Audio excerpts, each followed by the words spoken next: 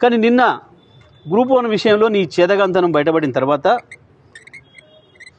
తెలంగాణ యువత ముందట నువ్వు తలదించుకునే స్థితి వచ్చిన రోజు ఓ నాటకం వేసి మీడియాలో కొంత స్పేస్ ఆక్యుపై చేద్దామని చెప్పి ఏదో మాట్లాడినావు. కానీ ఇది లొట్ట పీస్ కేసు అనే సంగతి కేటీఆర్ గారు ఆనాడే చెప్పిండు, ప్రజలందరికీ కూడా తెలుసు.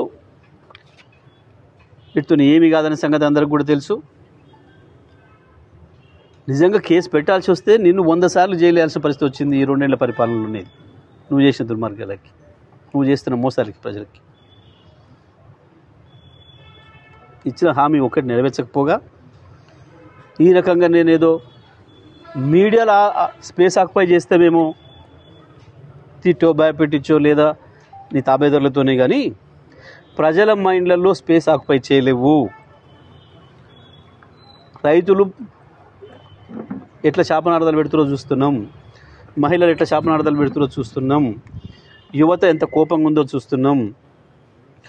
నువ్వు నీ చేత చంపబడ్డ విద్యార్థులు 100 మంది పైగా ఇప్పటివరకు నువ్వు పెట్టిన విషాహారం వల్ల చచ్చిపోయిన విద్యార్థులు, వాళ్ళ ఆత్మలు కూడా నీ చుట్టే తిరుగుతుంటాయి.